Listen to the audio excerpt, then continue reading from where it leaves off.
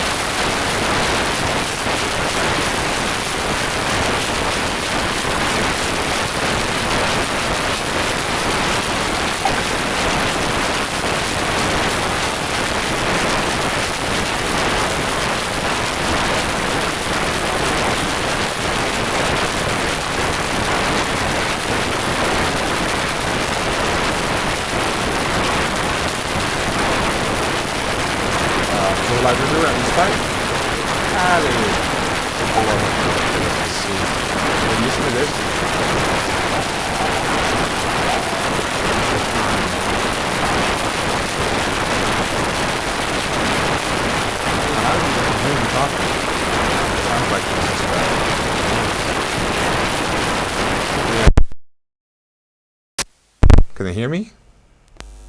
Yeah. Can everyone, please check, huh? I think it's better now. Now you please check, huh? Not you think, you fixed something. Yeah, because it was peaking again. Okay, how about now? Is this better? Audio, please, everyone.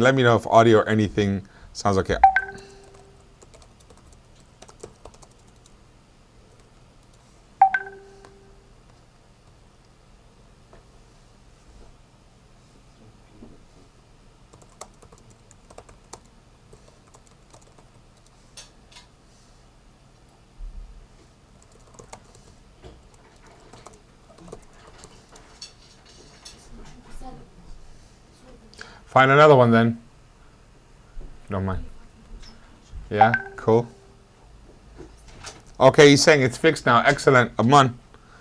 He's saying that's fixed now, so whatever you did he's saying now. So whatever you did Sorry guys, the audio was a bit now. Jazakumullah khairan, Aki for giving me that little heads up, now and then we are going to get started inshallah get started So everyone on Facebook as well you Instagram, if you can hear okay,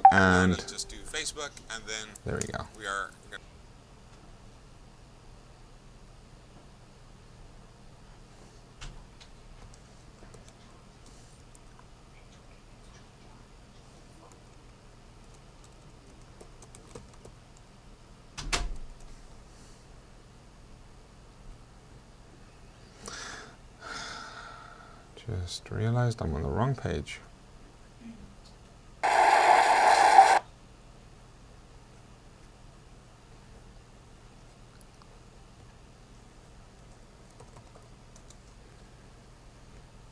Okay, just one more second, almost there. Meanwhile, you guys can get some questions together, because today I've got something special planned. We're going to have a little deep heart-to-heart. There's going to be a bit of Deen topic as well, but I'm going to keep it lighthearted today. Today's going to be more of a talk show style. We're going to have a little chat, because last night really kind of... well, first I went live with Sajid Varda earlier in the evening, where he shared with us, the sad news of the parting of his father-in-law.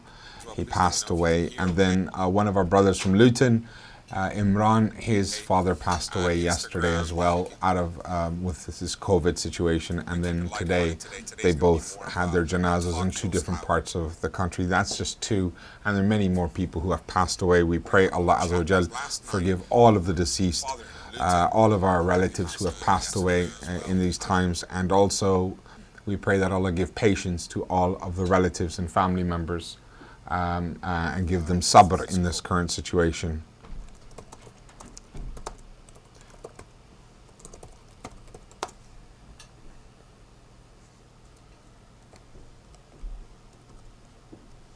Situation, and then today they both had their janazas, and there are many more people times, and also give them sabr in this current situation.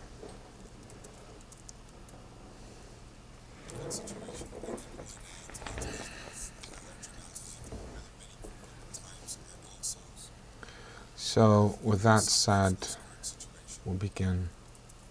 All channels working now? Yeah.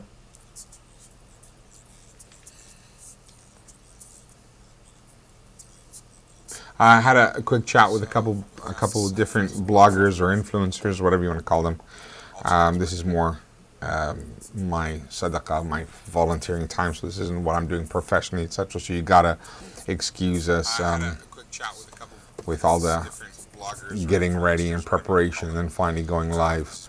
But at the same time, I just want to say that Allah bless all of you for tuning in. Let me just edit this quickly. I don't think I can, Abdurrahman. Edit what? The actual... Yeah, got it. Okay, I'm good. Just gonna edit it quickly.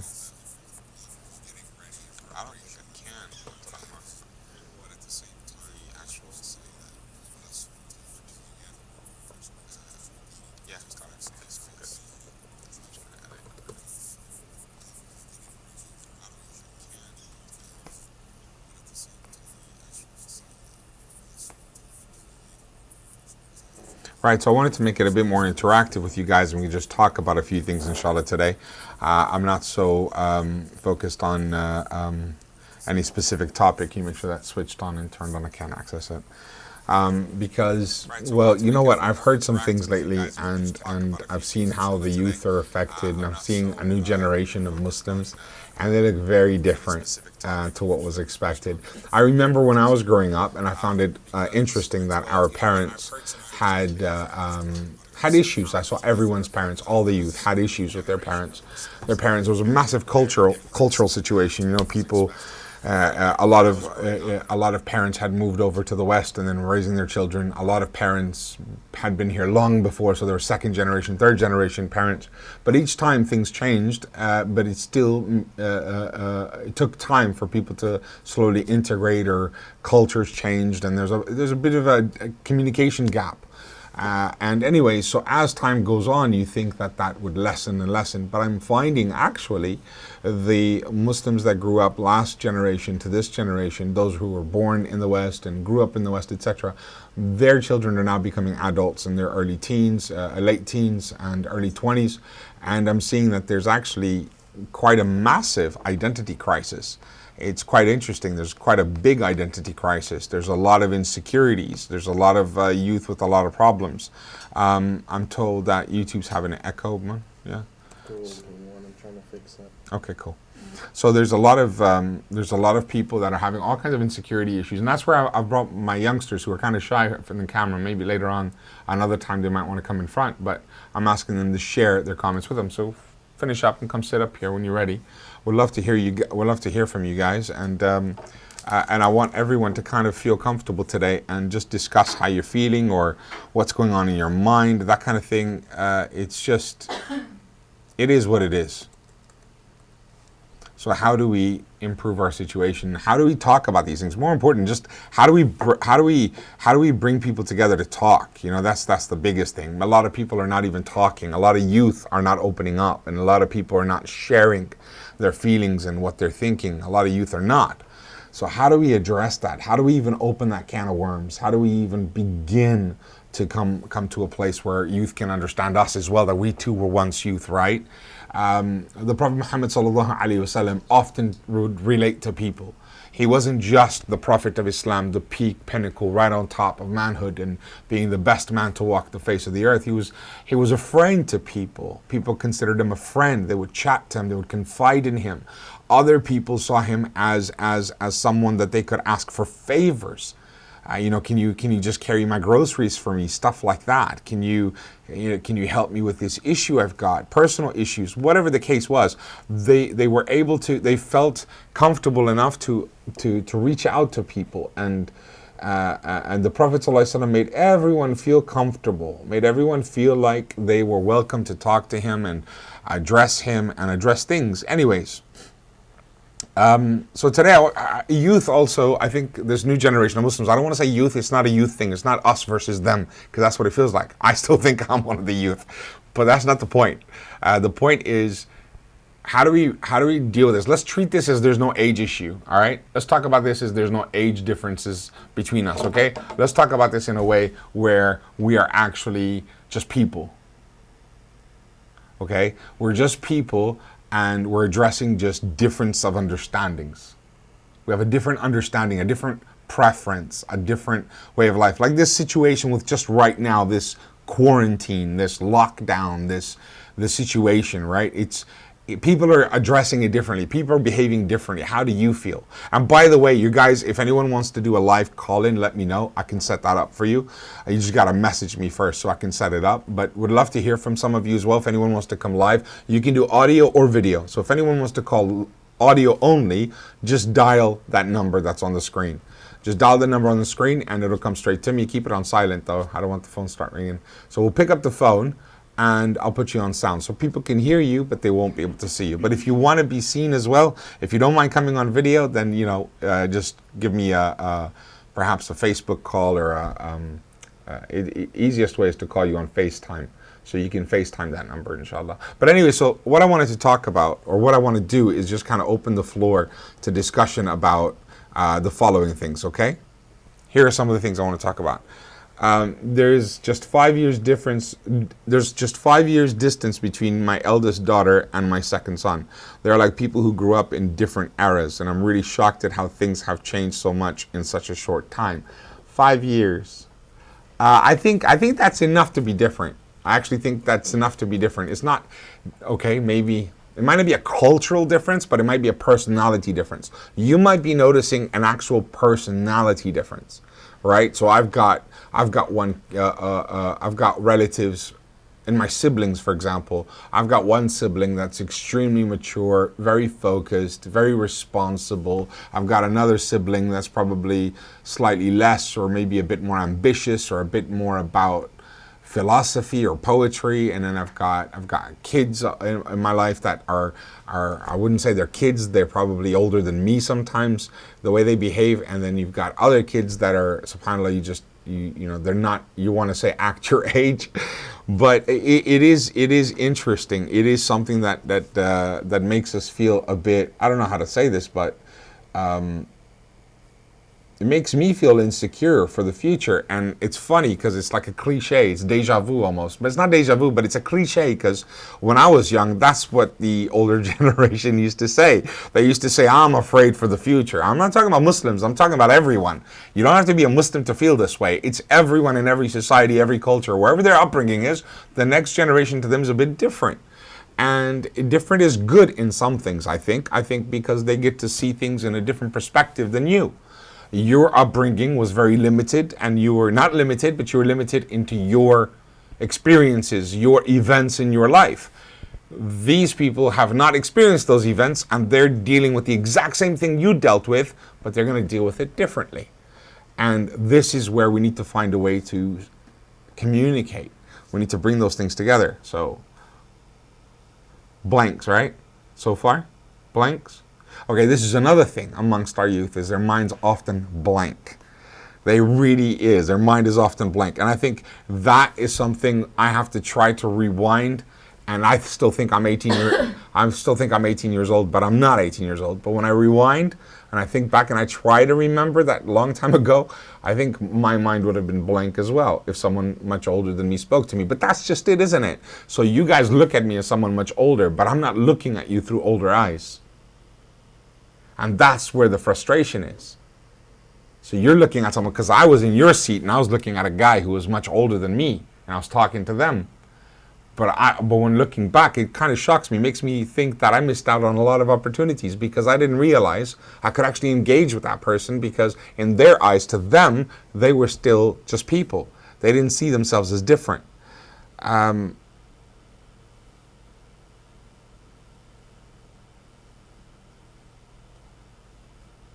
Okay, I forgot to post up some things. But I appreciate all the comments. Thank you. I appreciate all these comments. I am getting them. I'm waiting on, please send me your feedback. I'm waiting for you to engage. If I see something that's very relative, I'm going to definitely mention it. If you don't want me to mention your name, I won't, inshallah. Okay? So moving on.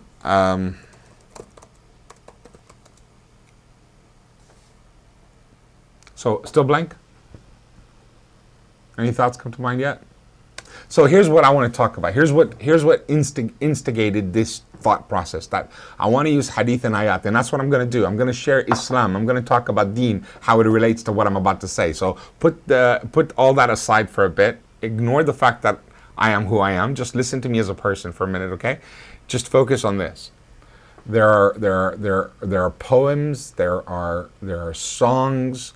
There are books. There are all kinds of things out there in entertainment world to try to encourage people, to try to make them feel something.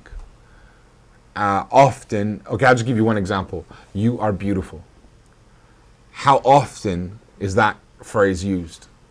In films, in music, in poems, right? You are beautiful. Why do you think that is? Okay, think about that for a bit. Why do you think that is? Why is that phrase used so often in music videos, in films, in other things? Why do you think that is so often used? And the reason why I say that, well, I have my reasons, and I want you to think about that, okay? So you are beautiful, you are strong, you are amazing, you are this, you are that. And there's a lot of these kind of phrases. And I find that the people who receive them are not always the people they're targeted at. These phrases are targeting people who might be extremely fat, for example, or very skinny, maybe even medically anorexic, or people who have a lot of pimple problems or acne problems, or people that just look in the mirror and they don't like what they see. Does that make sense? Because they're empowering phrases. How are they? Okay, they're empowering phrases, you say. How are they empowering? To hear it, you can receive it in a negative way. You couldn't receive you are beautiful in a negative way if you hear that. You couldn't receive you are strong in a negative way and then feel like, oh, I'm weak because you heard that phrase. It would give you like it would spark something. It would not be received in a negative way. It would definitely be received in a positive way. Okay, well, it's obvious because the phrase is positive. So that's obvious it would be received, but would it be received? What if it's not received at all? That's what I'm trying to say. It's targeting an audience that when you hear that phrase and you hear those kind of songs, or you hear that kind of poetry, or that kind of, it's a big thing out there. It's massive. Whether it's business, whether it's people trying to make you lots of money, whether it's this, it's all about you. And with social media, they have access directly to you. And when I say you, that means every individual. So they are targeting weak-minded people. Would you agree? They are targeting people with weaker minds or massive insecurities, etc. Sometimes to exploit them and use them, other times to turn them into sheep, other times to lead them in a certain direction. But a lot of times it's just the popular thing to do to make people feel good. Would you agree? Okay, so how is it received though? So what about the person who is extremely fat, or someone who is extremely skinny, or someone who is extremely, what's the word for insecure, or they look in the mirror and they think, I shouldn't be alive, and so on and so forth. Really self-abusive and self-harming, things like that. There are Muslims and non-Muslims, and this conversation I wanted to keep general. And it's from a Muslim perspective, so anyone who's not Muslim tuned in, it doesn't matter, it's humanity, but I also want that goodness for you. Oh, but you're just a Muslim, you want to convert me to Islam. I don't want to convert you, I would love for it to be your religion for you, if it benefits you. And I think it does. But it's more about the goodness that it gives us. So let's just take this moment and reflect on people who are extremely insecure, extremely weak. People amongst Muslims, let's talk about them for a second. Loads of Muslims are extremely insecure. They're insecure from the most pious level of wearing niqab or having a very long beard to wearing Islamic attire. I don't know what that means. That's an interesting phrase, other than what I know Islamic attire to mean is to cover your aura and to be modest. And then you have people who are insecure with other things, of just their name. Instead of Muhammad, they're Mo. Instead of Bilal, it's Bill. You know what I'm talking about. Instead of Farid, it's Freddy. It really is the case. It's a lot of insecurities, So, so what do you think about people who feel that kind of insecurity? Where does this insecurity come from? When does it start? Where is its root? And then where does it go? I have my answers. I want to do this reverse. I usually give a lecture first and go to Q&A. I want to do this reverse. I'd rather do questions and your thoughts today, especially yours, and people out there if they want to message me in. But then I want to address it from an Islamic perspective after I've hit everything on the nail, every nail on the head. And keep in mind, I usually make you guys take notes, and I tell you to take notes. If you don't take notes, shame on you. It's your own loss. It's silly. But today I'm taking notes. And I want to take pointers from you guys, from people who are going to talk to me today about your insecurities. What makes you feel this way? Muslims in the streets, Muslims in the shops, Muslims in banks and businesses, but also the same insecurity applies to black people in certain environments, to Hispanics in certain environments, to Chinese right now, huh? Chinese people everywhere. I'm sure they're feeling that same type of feeling. And that doesn't mean Chinese people weren't getting the racist stick in the past. They were, but now it's probably worse for them. And Vietnamese and Taiwanese and other Oriental people who are always treated like as if you're all the same. You're all Asians or Indians. Asians as in Chinese or Oriental. So my point is, there's a lot of ignorance out there, but these insecurities, where do they start from? Where do they start from, and what do they do to people? So when you hear things like "you're beautiful," songs that say "you're beautiful," "you are perfect," "you are this," "you are that," how does that make you feel when you hear that? Or when people hear that, how do you think people feel when they hear things like that? What does it do for them? Anything? No, I'd rather they message in the group. It's fine. I want to hear people's, unless it's related to the subject to me. Yeah, they better be talking to me. I don't want them chit-chatting with each other.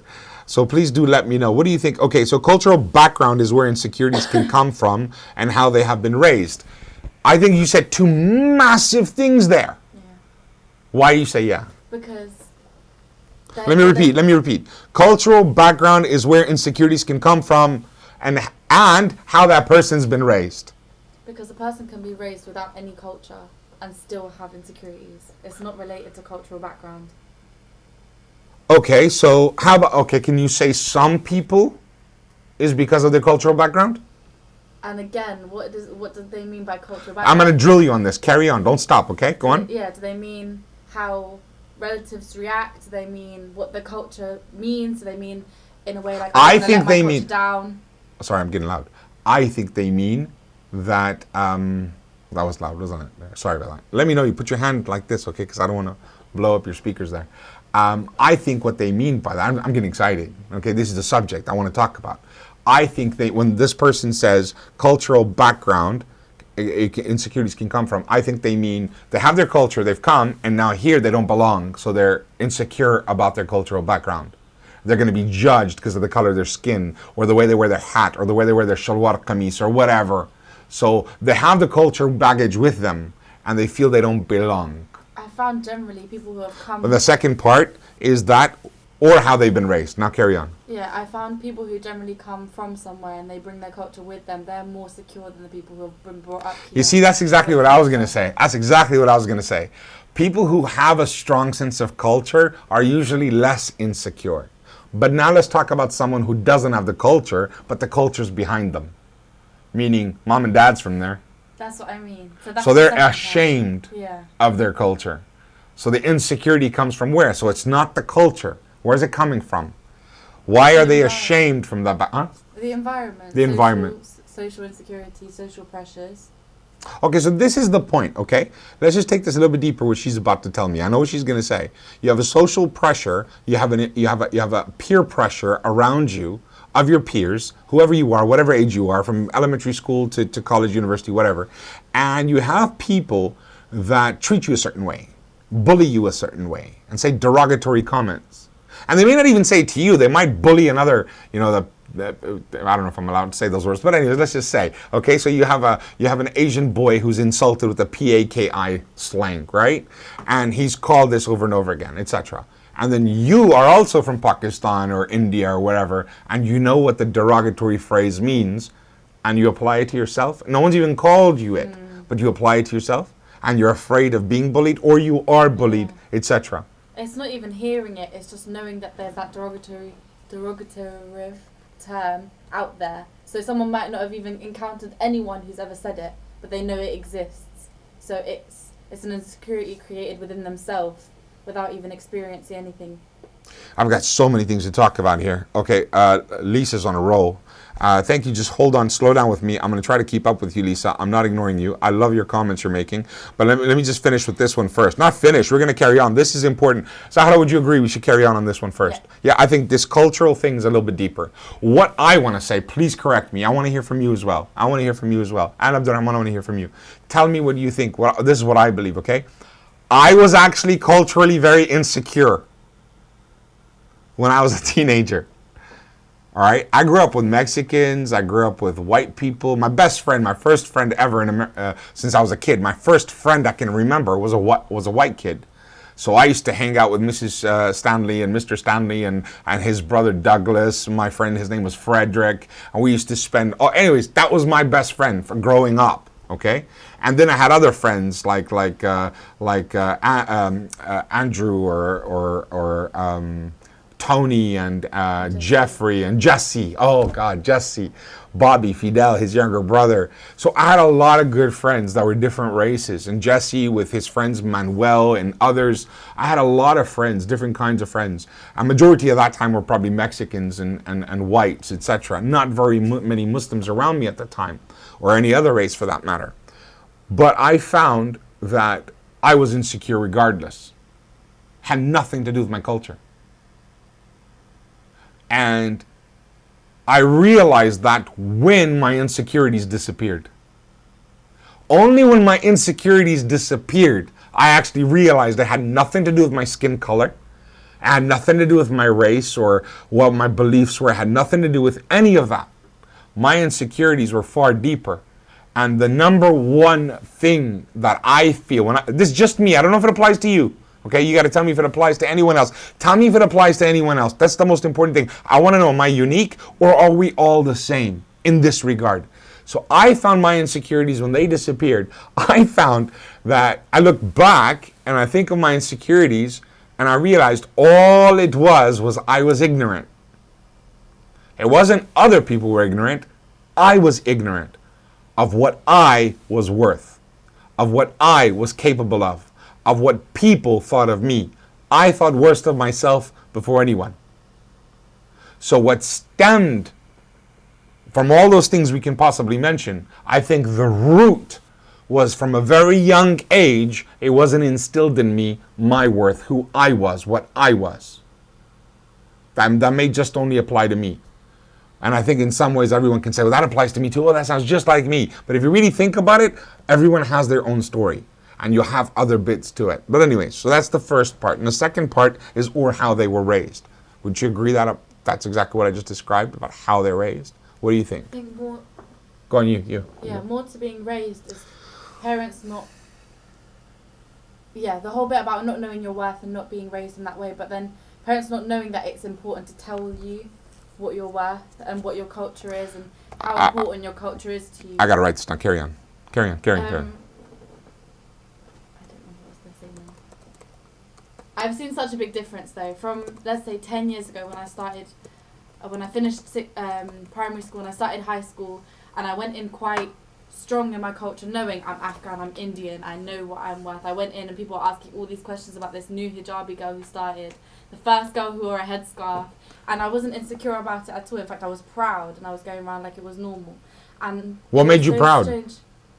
You and my mum, my dad. Okay, carry on, sorry. And knowing I've got I wasn't trying to strong fish there for a compliment. Carry on. Knowing I had such a strong culture and religion behind me, like I had all the Muslims and all the Afghans, all the Indians behind me. It wasn't like, oh, I'm just starting on my own. I didn't feel like I was by myself. But I've seen since then till now, there's a lot more people who are a lot more confident in their race, in their religion, in their culture, because it's on social media. One person wears an Indian outfit and it's become cool for everyone to wear it. And it's more like that now. Whereas before it used to be like, I don't want to go to school smelling like curry. I don't want to have greasy hair. You know, things like that.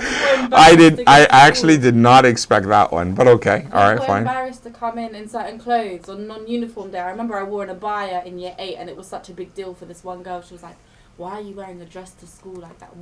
And she went on about it the whole day and it was such a big deal for her. And she was Asian. I was like, of all people, I thought she would be the one to understand. She didn't. She didn't understand? No. She was so shocked I could come in with that confidence and wear it. But now it's a lot more. I still see it. I still see it with younger generations. They're still embarrassed to come out in certain clothing. They're still embarrassed to walk with their mum who's wearing a shalwar kameez. Like it's still a thing. Okay, fair enough. So what I want to say here is that so I think that my security started from exactly what you're saying. It was instilled in you at an early age. But for me, it was about learning and finding out. And it started with hearing the word mashallah one day and wanting to know what that meant. And from learning what mashallah meant, before that I had studied the Bible. Long before that I had studied Christianity, Judaism, Buddhism, etc. And I even understood a type of Islam called Baha'i. And then eventually I found this thing called true Islam. And I met Muslims. And the next thing I knew, I learned about my roots, about who I was and where my roots were from. And I think that's where a majority of my strength came from. Is from knowing the roots of Muhammad sallallahu alaihi wasallam and the Sahaba, etc. So I think that is probably a big bit of that whole thing. So when someone says you're beautiful, we haven't even got to that yet, because I have something in my mind I want to share with you. You have the power to change policy, manipulate the curriculum, like in many schools, LGBT and other issues. Wow, that's another major issue. While in our school, I had most of the resources removed. Insecurities start with parents, broken homes, vulnerable children. Teachers have a big role to play. I know someone on here is a child protection officer. Okay, interesting. What do you think of that so far? There was a lot in there. Anything you want to pick on? Think about it for a bit. Things like broken homes, lack of a parent. Well, that's what got me, because broken homes are a billion different kinds. Because you're going to sit there and think broken home, divorced parents, child hates his mom and dad, or mom and dad hates his child, or mom and dad hate each other. Right, those are the basics, right? But there's much more than that. That's like not even a scratch of the surface. When you say broken home, you could be talking about a house that looks completely perfect. Everything can seem completely fine.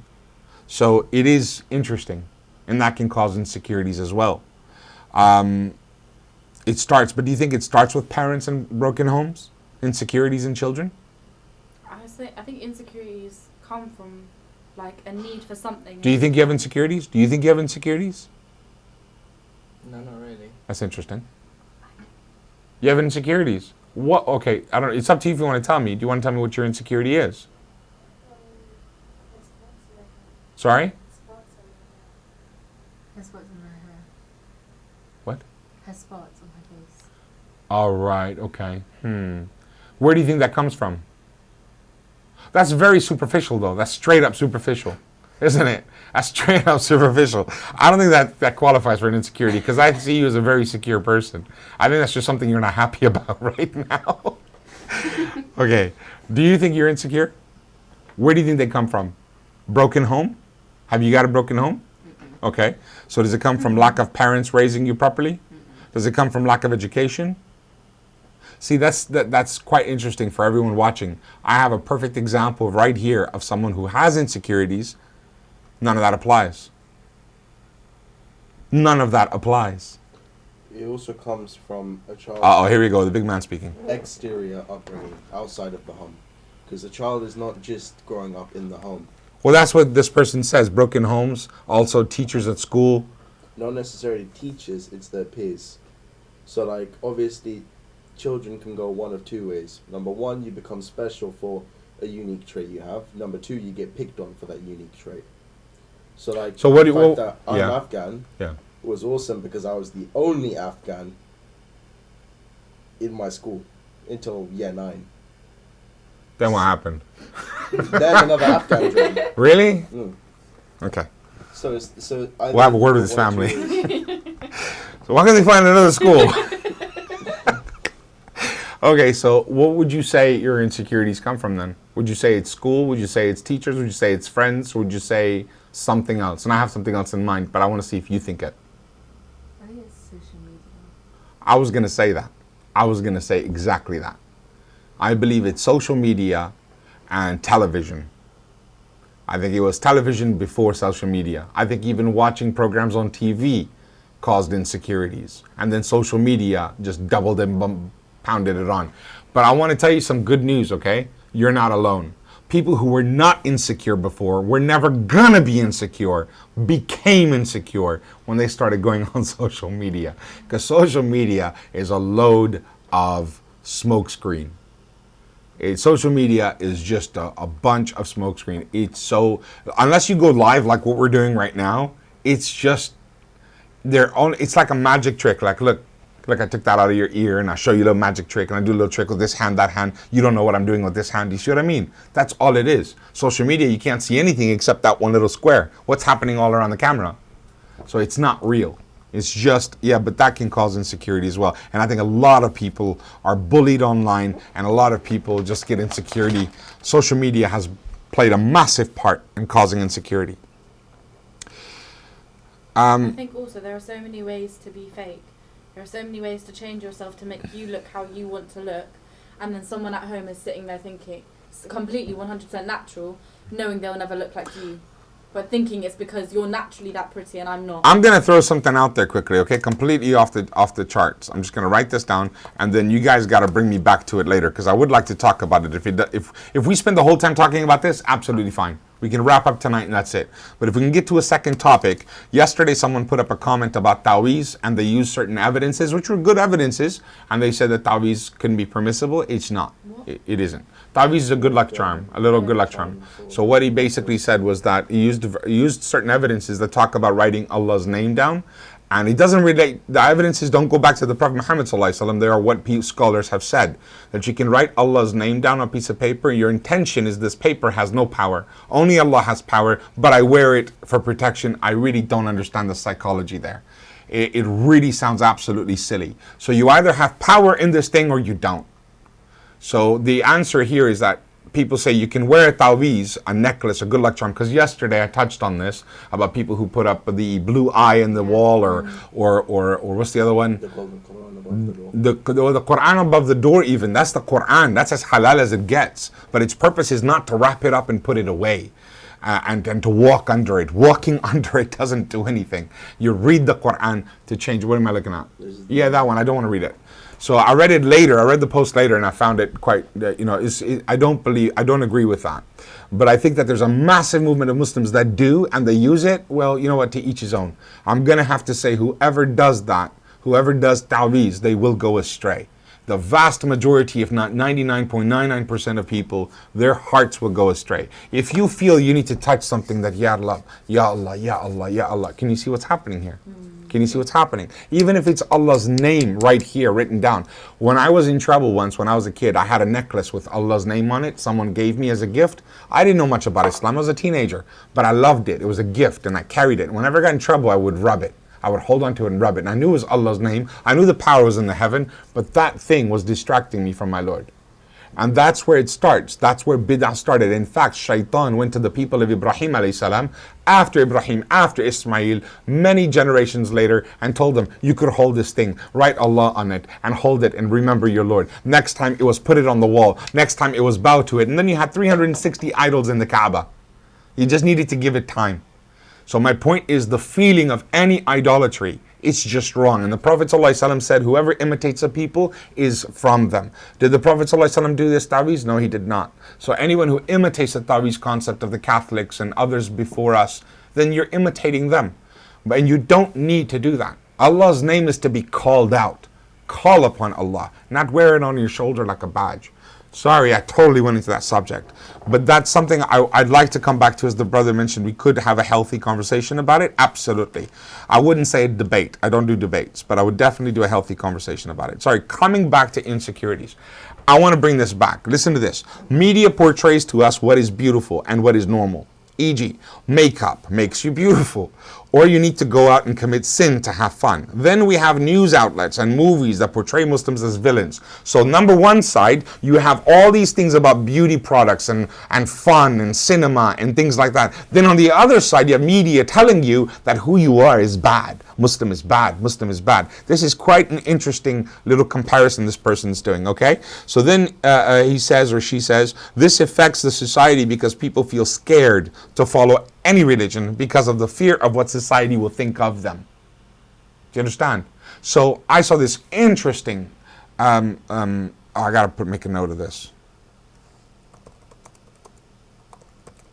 Yeah, if you guys remind me to go back to it, I definitely want to talk about that. But anyways, so this is a type of insecurity as well that causes a lot of people to feel that way.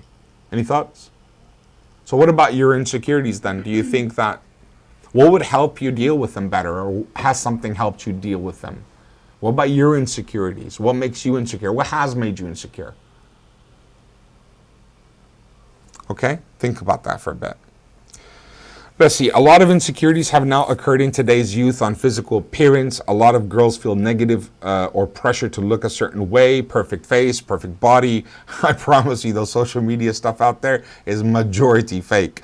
Photoshop does wonders, and so does makeup, yes. I saw this one clip of someone actually peeling half of their nose off. Ooh, subhanallah. Subhanallah, I don't care how pretty you think you look when you put that massive plastic mask on. I don't care how nice you think you look. My condolences that you think you have to do that to yourself. But there's so much more. There's hair dye, there's hair implants, there's hair extensions, there's eyelash extensions, there's Botox, there's lip fillers, there's fake tanning, there's sunbeds. Yes.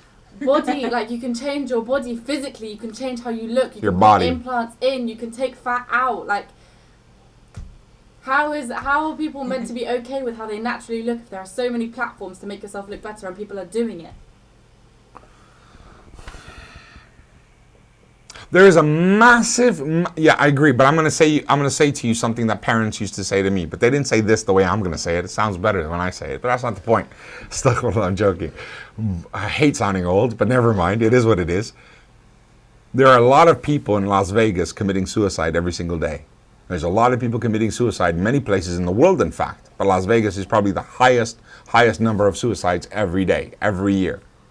Should we commit suicide? No. So we don't jump off a bridge because somebody else did.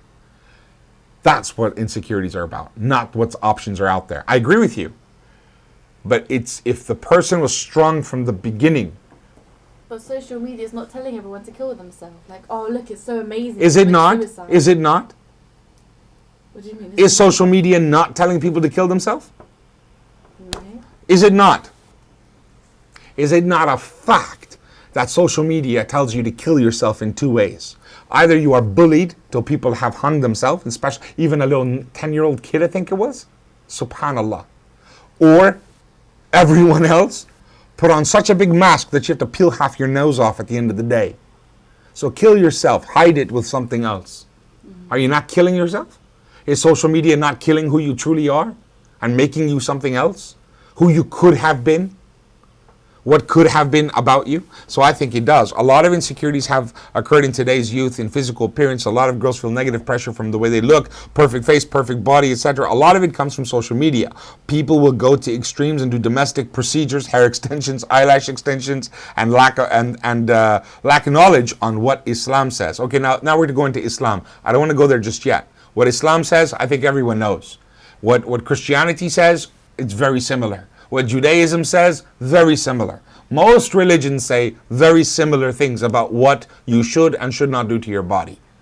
It's rather anti-religion. It's outside of religion. Why are people doing this? Because let's face it, you have John, Steve, you have Melissa and Samantha, and then you have Omar and Abdullah, and you have Aisha and Khadija, and then you have Lauren and Yarek, and you have all, see what I mean? All the different names of all the different people, and they're all the same on social media. They look the same. They behave the same. There's a kid named Hoshimoto, looks just like Charles.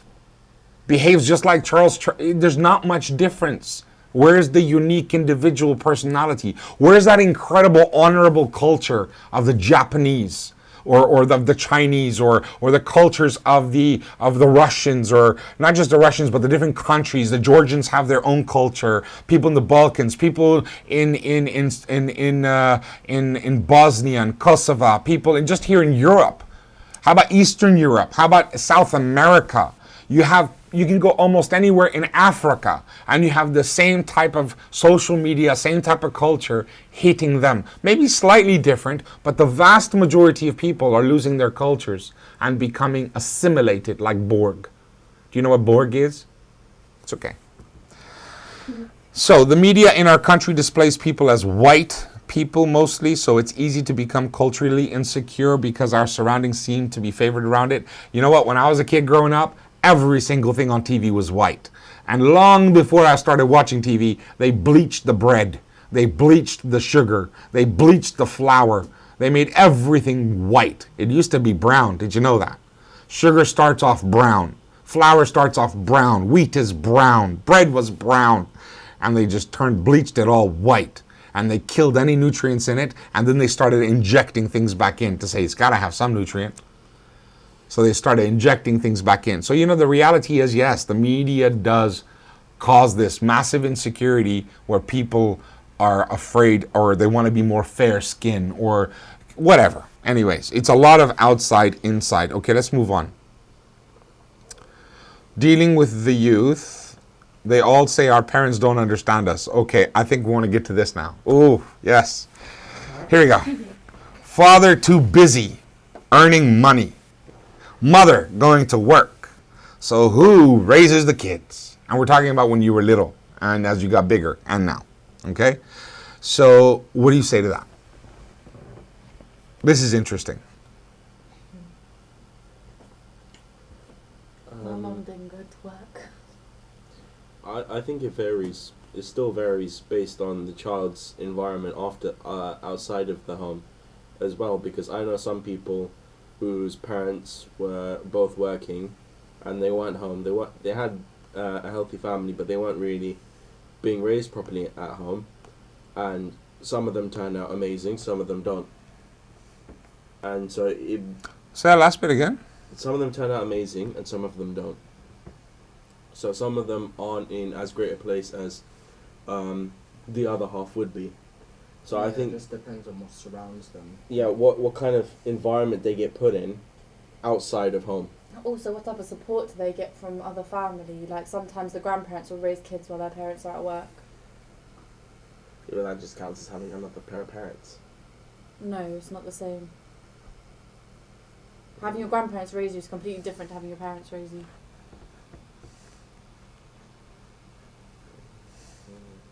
Say again, sorry? Having your what? Grandparents raise you while your parents are at work. If your grandparents raise you, I think in many ways that's incredibly good. Grandparents give you a different kind of nourishment, a different kind of nourishment of the soul, of the identity. Grandparents are a little bit calm. compared to tolerance parents. for grandchildren. No, it's just that the children don't misbehave as much in front of the grandkids and grandparents because they have a different respect for them. Whereas with their parents, they either respect them or they're just trying to get away with murder with their parents. That's just natural. So anyways, what do you think? Huh? What else do you think? I'd say having right or wrong role models. Okay, having good or bad role models. Okay, let's get to that in just a second, okay? I just want to finish reading this first. Let's see. Where was I? I think it's about how parents act in the time that they're there that matters. Because you could have a kid who comes from having both parents at work, or a kid who comes from having both parents at home, and one could be completely different to the other. So it's more about how parents spend their time with their children rather than how much time it is. Okay, I think a lot of people have really good points, and I see a lot of Islamic points here. I will get to them. Right now, I'm literally just touching on the reality, the nature of people. Islam comes from the fitrah. So the natural feeling of people is where honesty comes, I feel.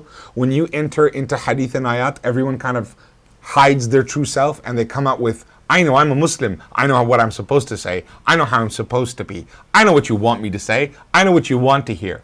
No, we're just having a conversation.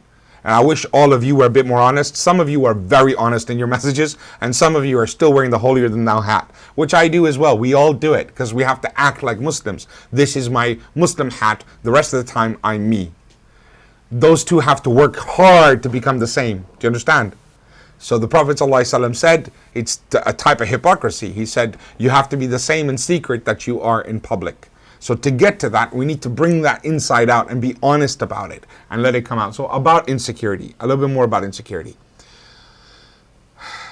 Nuclear families. I have come from an extended family and the love they gave was very important. It made me the person I am today. I'm assuming that's a good thing. As in you're a good person. The reason they have pushed to teach sex education much earlier at school is because children are exposed to pornography. That's interesting. And at home. Teaching it at home, I think you mean. What do you think about that? Sex education at schools versus at home. I don't think it's taken seriously in schools. Sex education is not taken seriously at schools. No, they're talking about primary. No, I'm talking about all levels. No. Now I'm not talking about only about primary. I understand why. Give me that glass, please. I understand why it's taught in secondary, because it's part of biology. But in the way it's being pushed in primary, What? Go on, carry on. I don't understand. Like, what do they mean? Children are exposed to pornography at home? I don't think children at primary school level are exposed to pornography, but that's not the point. The point is all children, even older ones. I'm assuming that's what he meant. What was the question?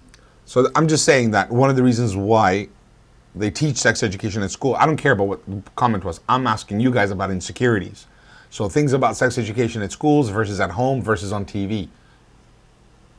If you think about state schools nowadays, there are some children who know a lot about it, and there are some children who don't know a lot about it, and it tends to be that if you don't know a lot about it, then It's embarrassing. It's embarrassing, but if you know a lot about it, it's like, why do you know so much? It's like it goes both ways. Okay, I'm from Bradford. The youth, the boys, they love cars, they speed, they drive around, etc., so on and so forth. That's a good point about kids that are just attached to these kind of dunya things. They distracts them from everything else. Another one says parents don't discipline their kids. Kids are not a priority. They're busy making dunya and so on and so forth. Making a palace at home is more important. Yeah, I agree with that one. Let's see, from someone not 25, what helped me. Okay, this is someone who's 25 years old, okay? What helped me to stop feeling insecure is not caring what people expect of me other than good mannerism and being a good person. Nothing else matters. Okay, that's a bit of a statement. Cool. Yeah, about white, 1 pence and 2 pence are brown. What? Well, they are pennies. They're not really worth much. That's interesting. That's interesting. I think that's interesting. I'm wondering, because it all applies, right? It all psychologically affects you somewhere, right?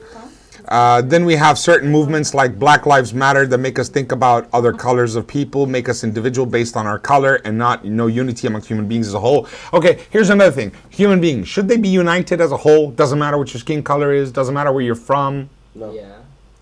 Ooh. No. 2 brothers. One said no. One said yes. Why do you say yes? Why do you say no? Yeah, go on. I don't know. It's just if everyone was united in a way, no matter what you look like, no matter where you came from, then the amount of people out there that are suffering would probably narrow like crazy. If you get what I mean. Why do you say it? No. I see what you mean, like if we're united and so on and so forth, but that's just up to people, isn't it? Good people and bad people. Yeah. That's not going to change. So, Why did you say no? I said no because you gotta have something that makes you you. If everyone's the same, It wasn't Yeah. about Not being. the same, That's it's no. It's not unite saying what? don't be unique. It's saying being united. no okay, matter why what did you like. say no? Let's focus on no for a minute. I got the yes. I think everyone agrees with you that yes, that's a good thing, but I think his no was a different reason. Go on. my no was based on the reason that everyone should have something that makes you unique. And The Prophet Allah subhanahu wa ta'ala said in the Quran that I have made you different nations so that you may learn from one another and benefit from one another. So that is your unity concept, but with his answer that we're not all the same. We're not supposed to be. We're not supposed to be the same. So when people say Black Lives Matter, I think that's because a lot of people think Black lives don't matter.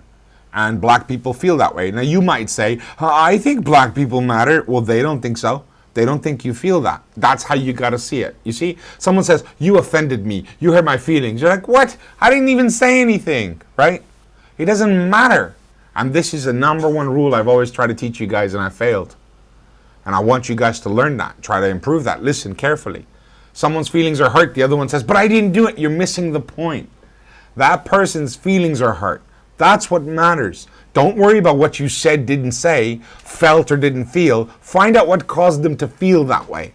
So when you look at black people around the world, especially in America, when they say Black Lives Matter, I agree with them. Black lives do matter. And it doesn't really separate us. I think it just shows that they're dealing with something very serious, and so am I. We're just dealing with two different things. I'm dealing with everyone thinking I'm a terrorist, and they're dealing with everyone looking at them with the fact that they're black. And they treat them just for the fact that they're skin color. And so, they've had the worst treatment in the world in history of mankind. It's hard to say otherwise. If you think about it, black people have had it the worst throughout history, mainly in Europe and now mainly in America. Mainly in Europe and in America. If you read the history of what Europe did to black people and what Americas have done to black people and still doing, yeah, Black Lives Matter, man. We need to say that loud and proud. So I don't think it separates us. I think it highlights a serious problem. So when we talk about Islamophobia, I don't even like that word, but it is what it is. It's fine. We can use that word for now. I would say anti-Muslim, because that's what it actually is, or anti-brown skin, or anti-religion now. There's a lot of things you can say about this. It's not just Islamophobia. And these things cause insecurities. But I've got to say something, and then we'll get back to the song. Okay? I've got to say something from me. Please be honest here and knock it down if you can. I would love for you to hit it on the head or get excited and say, yes, that's part of my life now. Hallelujah. Okay? Here's what I think. All these different things, from social media to people's peer pressures to this, to that, to bullying, to makeup, to movies. You're listening. All of these things out there, your race, your culture, your background, your skin's not white, your skin's not black. I don't really care. All those things that cause insecurities. The individual could just be strong enough to say no. And refuse to be insecure. What do you think about that? At the end of the day, that person has far more power than they realize. They could just say no to being insecure and just not be insecure anymore. I agree that that's not possible until they gain knowledge, because I was ignorant when I was insecure. And when I found out my worth, that's when my securities took over. I think even if you know your worth, though, and even if you're a secure person, you can still feel insecure.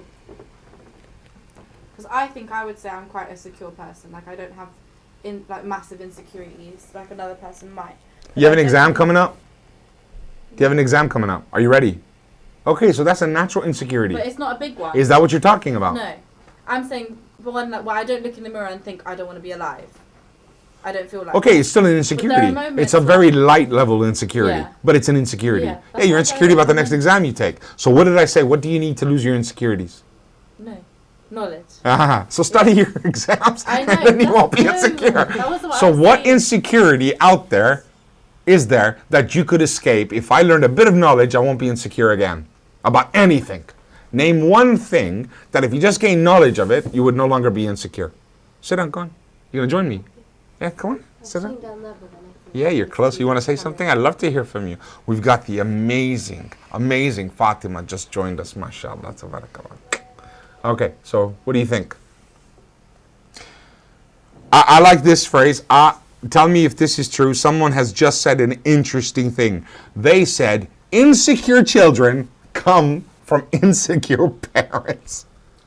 I can kind of agree with that. Wow. What are you trying to say In some about me? cases. Go on, go on, go on. Well, Go not on. all your kids are insecure. I'm joking. Sorry, this is not about my kids. We're talking about everyone's kids. So go on. What do you mean you can kind of agree? Like, children are sometimes taught from a young age to feel insecure about how they look, how they're presented from obviously a young age. When parents usually like present them off from the beginning, like, oh, this is my son, they do this, they do that, they do this. Then when your parents run out of things to say, the child feels kind of awkward because you're kind of just standing there. You're kind of just there. Because they see their parents acting secure? Acting insecure in that way, like, oh, this is my child. And then when they run out of things to say, the parents are a bit awkward. Do you know what I'm saying? Like, the parents become They don't have enough to awkward. praise about their They children. don't have enough to praise about their children or different things like that. If a child's got tons to be Can I praised say something here, okay? Can I say something here? How about a parent that's really secure, really loves his child, or her child, really knows their child and could praise them for hours, but two people at work, one person speaks all the time, says everything, the other one works all the time but is shy to talk, or just doesn't have that charismatic ability to speak, but both equally skilled and both equally as smart. You see that? Right? Two different people. What if they're the child of the second type of person that just doesn't speak as much and just can't express themselves as much, but are not insecure at all? So are you saying that the child just doesn't hear the right words, thus becomes insecure? Yeah, in a way, but more in the sense that it's between the comparison of children, isn't it? Like, obviously, one parent picks up one child. It's like, this is my child, he does this, he does that. So in terms of the second person, it wouldn't make much of a difference because it'd be the same to all of his children. It'd be the same about everyone. I think insecurity comes from like a million different things. There's not one you could just Yeah, oh, that's where it There's stems not from. one thing you can narrow Like it you down can have to. a parents who are completely normal. They give their child so much love and affection, and they have conversations regularly. They spend time together. Child goes to school, gets bullied, and is suicidal. They're so depressed. Parents haven't got a clue. Okay, let me see what everyone else is saying for a second. I see there's a lot of conversation of that Tawiz going on. I'm telling you, Tawiz is wrong. I'm telling you, I'll get to that exact hadith later in a bit. Let's focus on this subject if you guys can, please. You're distracting me from the other questions. There's a little debate going on about Tawiz. Tawiz is not good. It's not good. If you have an amulet, a good luck charm, a physical thing, anything physical. How about the poor man who cannot even afford a piece of paper, so he cannot benefit from the Tawiz? You see what I mean? Someone who cannot afford the amulet, so he cannot benefit from Allah's barakah? Does he need the amulet? No, he doesn't. So why does the other guy have to have one? This is a reality. But anyways, Islam is for everybody. Let's not talk about that right now. We'll talk about that in a bit. So I think as an adult, it is easier to say these things, but in a peer-pressured environment, not so... Hey, listen. So now, as an adult in a safe environment, it's easy to say these things, but not so easy to live up to. I know people who are if it were not for education, the environment would accept themselves, but institutions can teach them very differently. So do schools and institution education in schools, classrooms, teachers, do those things affect your security and insecurity? I was about 8 years old. I think I was 8 years old. No, 7 years old. I was 7 years old. I was 7 years old, and I was in the second grade, I think, and this white boy sitting next to me spat on the floor. And at that time, I didn't speak a word of English, or barely one or two words like hi, I think. and the teacher walked to the back of the class and gave me tissues and said, clean it up. And she said it thinking I did it, as if she wasn't mean. I don't think she was an evil person. I actually think she thought in her mind, no way this white kid spat on the floor. It had to be this brown kid.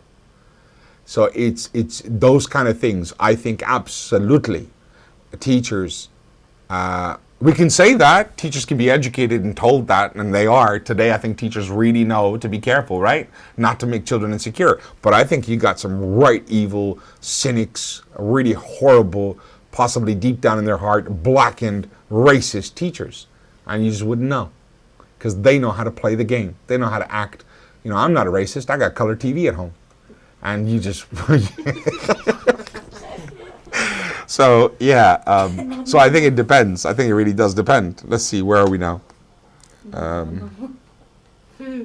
right, I'm going to take this to the next level now. You ready? No.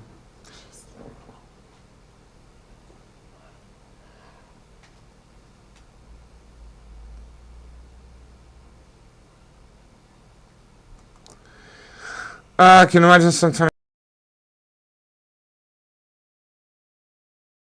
I think everyone's just repeating themselves now. Everyone's repeating each other's comments. So here's the next level. Let's go back to the beginning. What was the beginning? You are beautiful. You are beautiful. Why do you say it like that? You're beautiful. You're beautiful. All right. So you are beautiful. You are beautiful. Right? You're beautiful. Okay? You're beautiful. All right. So you hear that? You're beautiful. Can you do me a huge favor? Hold on a second. FB just dropped. Okay. Let's fix it quickly, The please. live video ended. Just do live again. Just do. Can you? No, you can't. You'll make a new one, won't it? Yeah, I'm just gonna have to. Yeah. Why did it end? I don't know.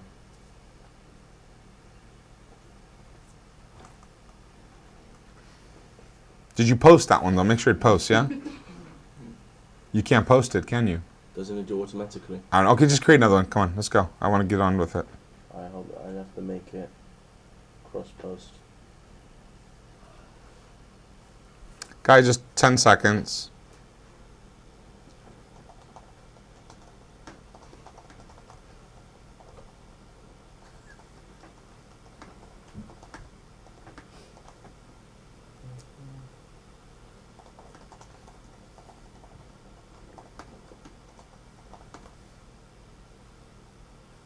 You're asking about Tawiz being a different of opinion? Okay, let's be clear. Something that, I'm sorry, man. We're gonna come back to it. Tell me when you're live. If you get impatient with it, I'm just gonna leave it. I won't even address it because I don't do debates. I will answer your questions if you have questions. But let's get back to this. Come on, focus. Ready? Yes. I'm waiting for Facebook to go live. It's not up yet. It's not reaching yet. All right, guys, just 1 second. Almost ready.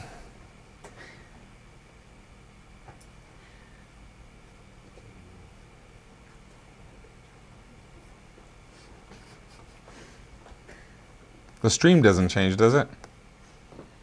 What are y'all doing? What are y'all doing? There's a picture and it says HDMI 1. It's the picture of the HDMI port because the port is actually above it, hidden. Sub was like the picture fall down. Oh, guys, on the yeah, I may as well take this minute to just remind everyone that we do have. We're live. Okay, let me just. Can I ask you guys to please remember we do have the donation button at the bottom of the page. Please subscribe to the YouTube channel. A lot of you haven't subscribed yet. Please go to youtube.com/Al-Fitra Academy, and you can watch us live there regularly. Please subscribe. We really need your support. And also, we like the like buttons and share, etc. Of course, we need your support. But what I was going to say was on Facebook and everywhere else, if you can just WhatsApp us your number, I can update you in the WhatsApp group. I can add you to it. But we are doing a fundraiser on a daily basis, £500. So can you please commit something today?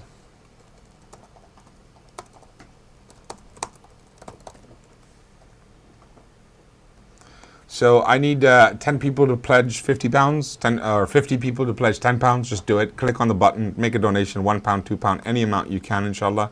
It will be appreciated, so please do. Okay, I think we're finally live. Yeah, we are, right? And ask everyone to make dua for you. This is a beautiful way to have your sins washed away. It's a beautiful way to have Allah subhanahu wa ta'ala bless you in the best of this world and the best of the next. It's the Prophet ﷺ said it pushes away calamities, it cures illnesses.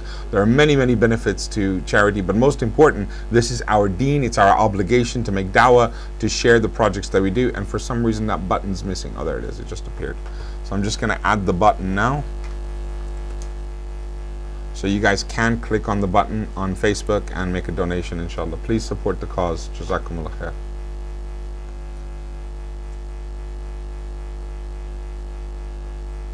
Right, so coming back. Now, you are beautiful. Ready? Part 2.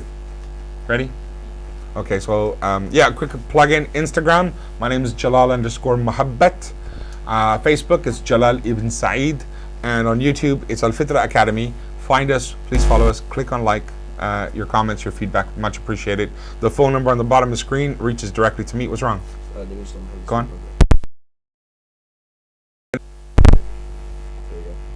Sorry, can everyone hear me now? Yeah. Do I need to start over? No, they heard you fine. It was just a bit of static. Okay. So yeah, like I was saying, so please support the cause, follow the pages, click like, share, and help me get more viewers, inshallah. Moving on. So about You Are Beautiful, okay, part 2. This is what I wanted to talk about. This is what started this whole thing anyway. Okay, I want you to help with me and imagine this with me, okay? Imagine, are you okay? Okay. Okay. So we have big distractions. Apologies, guys. Let me bring my thoughts back. Okay, come with me now. Focus with me. You are beautiful. Now, imagine the person this was sung to or said to in a song, in a movie or something. They heard it and they want to think it, okay? Now, imagine that person. What do you see? Who's that person? Now, imagine that person is really, really fat, really, really obese, or really anorexic, or really, you know, in the mirror when they look, they're not happy. They have acne problems or something, whatever their difficulty is. Think of the person who is most challenged with security issues. Imagine them in your head, right? Okay, now tell me, how are they beautiful?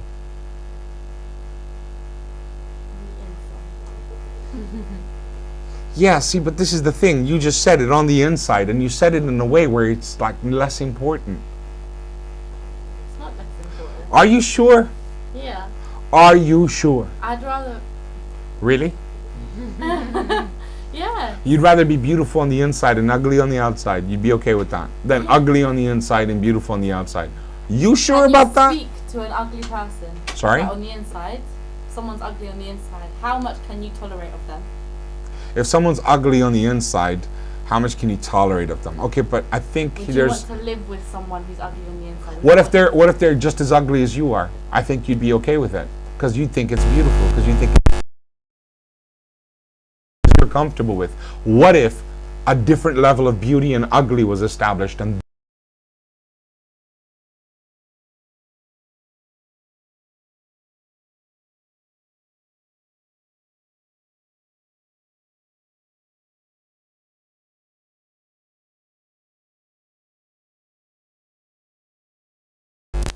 Oh, there you go. you said that a minute ago? No, it's like it stopped. Just. Is it going to stop again? No. You somehow know this? You didn't know this a minute ago? Sorry, let's start this over again. This is the most important part. Can you is it okay or can I carry on? Yeah. Okay, let's do this again.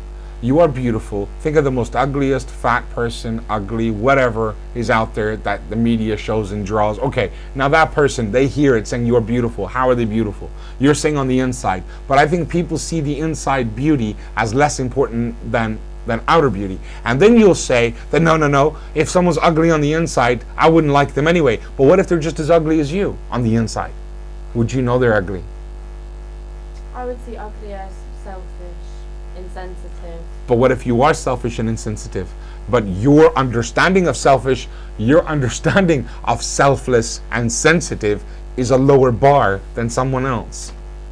But you once said that if you get a glass and you rub like dung all over the outside, and then you get clean water and you fill it up, then soon it's going to overflow and it'll wash all of the dirt and dung off of it. Now that is an example I gave for a specific lesson, and it wasn't this one. But I'm going to share it. So what I said, my son is, hold on. My son is putting in my face a comment I made a long time. But before I tell you the comment, I'm going to tell you why I made it. People used to say, it doesn't matter what's on the outside, meaning religiously. They didn't mean good looks. They meant religiously. It doesn't matter how I dress or how I behave. What matters is I have a good heart. What matters is what's good on the inside. And I think people have a warped understanding of good inside. So when you say good inside, fine. So I said to them this, to simplify, not to get in a deep conversation, I said, take a glass, okay? A glass, and you take clean drinking water. Would you drink it? Yeah, sure you would. Okay. Take an empty glass and put it inside dung, feces, and rub it on the outside. And now you have feces on the outside of the glass and you put it down. Then you take fresh drinking water and you pour it into that glass. And you say, take it, pick it up, say Bismillah. Would you drink a glass of clean drinking water? You saying no, you wouldn't. Would you drink that with the feces on the outside? Poo. The smell. Would you drink it? Why not? Because it's on the inside is clean. Because the water on the inside is clean. So similarly, I said to the people that if you keep pouring clean water, fill up the inside to be more and more, the water will come out on the outside and wash the glass clean. And the outside will be as clean as the inside. But if the outside is full of dung, definitely some filth got inside. Right? Now, in this particular case, what you're talking about, that example doesn't apply. That was about people trying to get away with things. This is different. This is a person who's physically not attractive, physically overweight, physically underweight, that's what they think about themselves. So when we say you are beautiful still, I mean it. You are beautiful. Every one of you are absolutely perfect and beautiful. Could you lose a few pounds? I know I sure could, but that doesn't mean you're not beautiful anymore. Are you listening? You could lose a few pounds. You could get rid of a few pimples and you look better, sure, but you're still beautiful. You're still gorgeous. You're still perfect. You are very beautiful. But how would you ever believe that if everyone around you doesn't believe it? That's where security and insecurity comes in. But what I was going to say was, a person on the inside being beautiful is very simple for us to say they have a beautiful inside because it compares to your inside. But to someone else, they're ugly. To someone else, you're both ugly. But what about someone who has an ugly inside?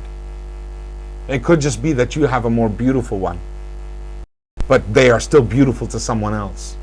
So the point I'm making is the inside is really important today. So now for the next few minutes, let's just clear our minds. Ready? Shake it off.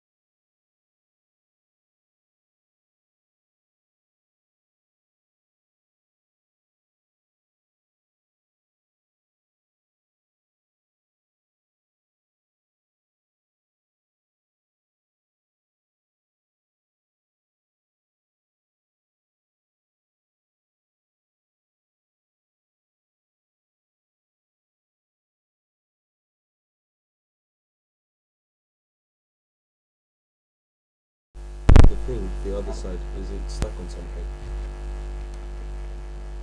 It's fine.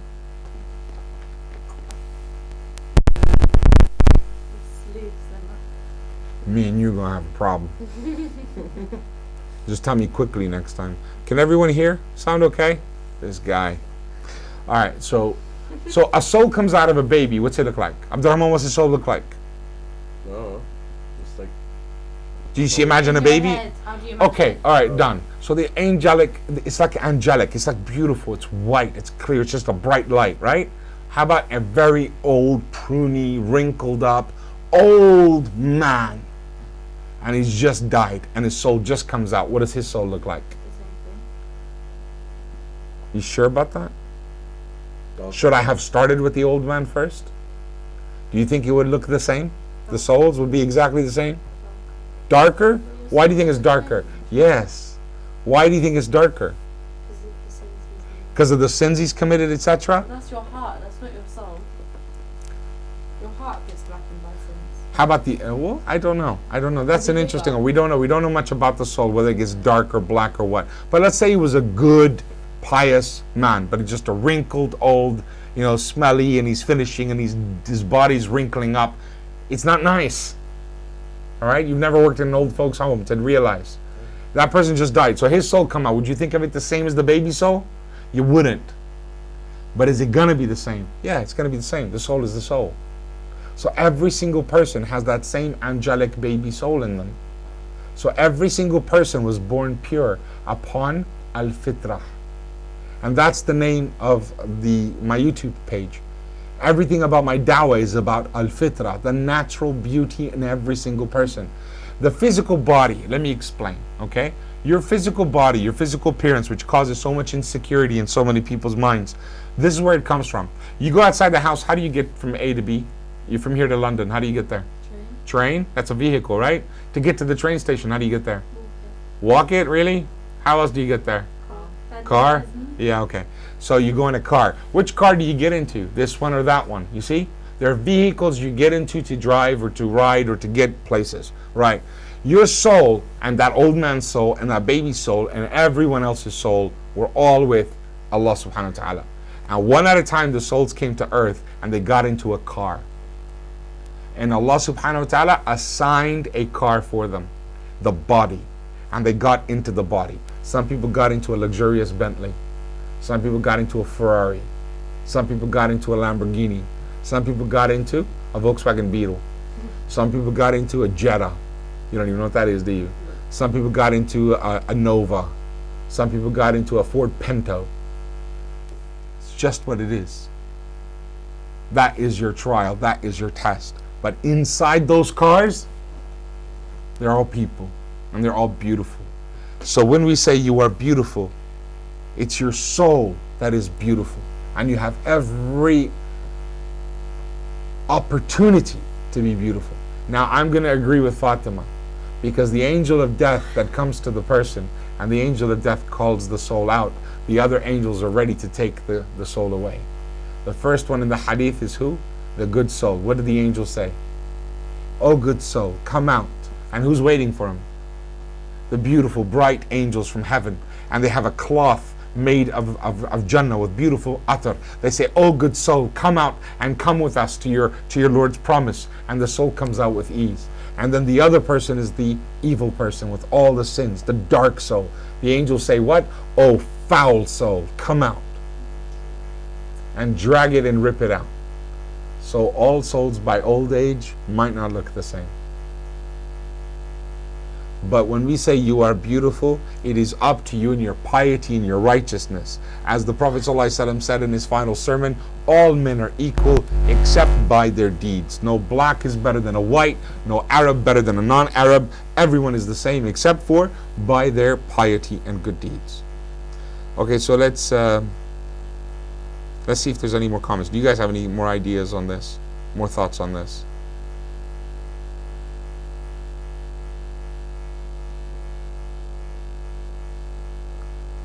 Does that mean you don't?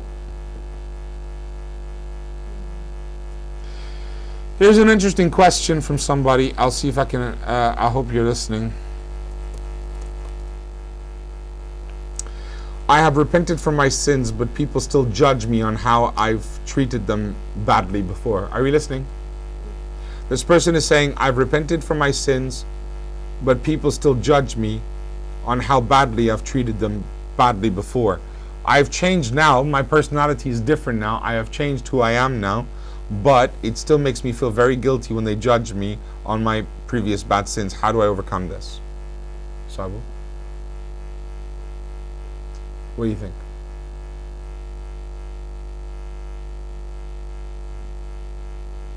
Quickly, people are waiting. You weren't listening, were you? Sorry, go on. Yeah, you weren't listening either. I think once you've truly, I think once you've truly repented and you've been forgiven, whether people around you still judge you based on it or not, it doesn't matter, because within you, you feel different. You'll know whether you've been. You didn't hear the whole question. Because of how badly I treated people, they still hold it against me, even though I've changed now. So what are they judging? Are they judging you on how you behaved? Or Yeah, how you treated them. You treated them badly because you were a bad person. So I repented from my past sins, but people still judged me because of how badly I treated them. You need to make it up to them. You need to make it up to them. You have to not sit there and say, how about too many movies out there, right? A bad guy, a bad thief, changes his ways, not a thief anymore, but everyone still treats him like he's a thief.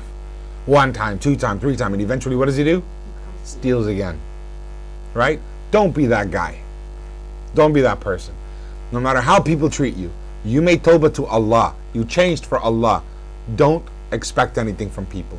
Now go live your life with other people. Find new people. If it's family and mom and dad and siblings, you're going to have to tolerate it and be patient, because that's part of the tawbah. I don't know if I can tell the story. Not everyone knows Arturo, but you guys remember her. What's her name?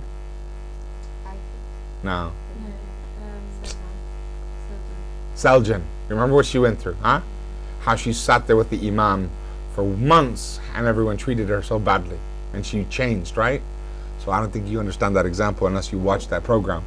But it is what it is. You have to put up with that now. That is your trial. And Allah will give you the best pious life if you're patient with that. And Allah knows best. Let's see. No sound, all platforms. Sorry, is sound working now? Can you guys hear me? Keep telling me if sound cuts and we'll fix it quickly.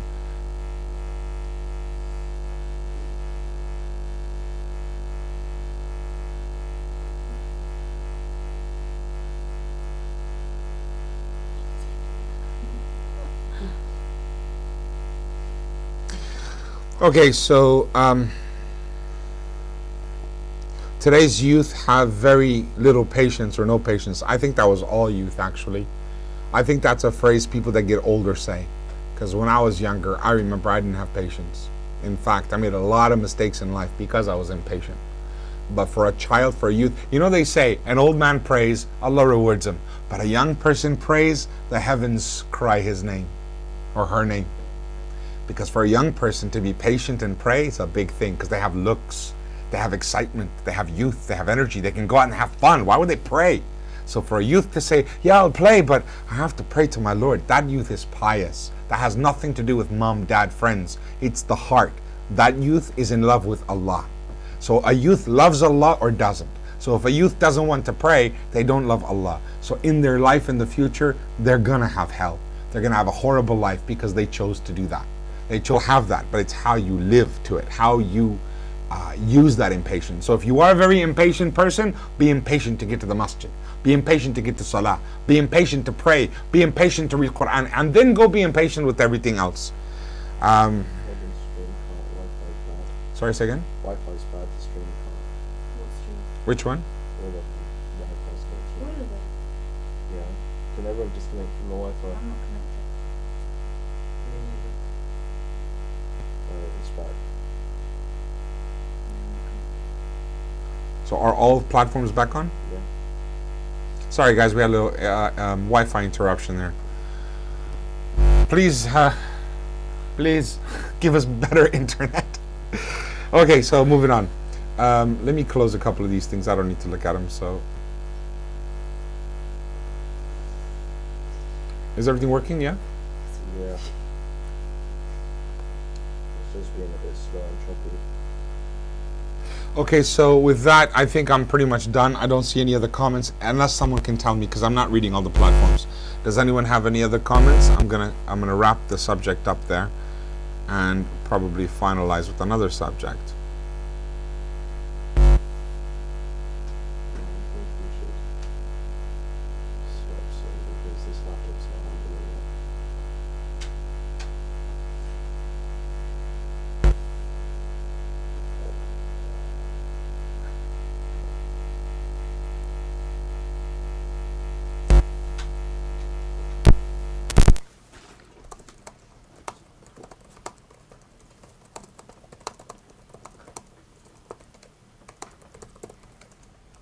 I have a couple of shuyukh lined up who are going to be guests on my show, maybe tomorrow and the next day, inshallah. So I have some surprises coming for you, inshallah. Sajid Varda sends his salams to everyone. Couldn't make it. Okay, so I'm just going to finish up with this. Now, coming back to the topic of taweez, you guys want to talk about that, or should we leave it for today? You guys? No, On a glass of water. This is a type of taweez. Fine. There's hadith and there's evidences for it. But to create an amulet and to wear it, I believe it was Abu Hurairah. Taweez is no joke. Its imitation is no joke. So I'll give you the evidence for that story as well. And it was literally for it. So if you die, we'll pray janazah for you. So, okay, it's back. Jazakumullah khair. It was just probably during the lag it disconnected, and it'll probably come back in a bit as well. So with that, I'm just going to carry on because it's still recording, even though we're waiting, isn't it? And it's going to broadcast it. It's going to send it out anyway. All right, guys, I'm going to call it there because we're going to keep having technical difficulties. Inshallah, we'll see you again soon, tomorrow night. And please keep praying for us. And you know, I didn't get to do the fundraiser today. Please do click on the button and do the fundraiser. I'd be really grateful if you did. Donate £10. Okay, my little one's going to... Anyways, inshallah, if you'd like to donate, please call the number on the screen. Text the number on the screen, and I'll send you a link so you can make that donation right now. We need to raise £500, and I think we got really, I think we had a really good topic, but I think it just got really badly messed. Assalamu alaikum wa rahmatullah.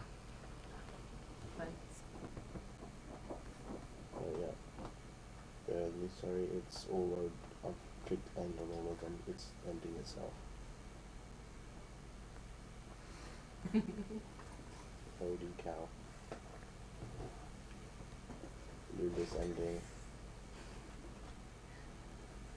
YouTube's now ending.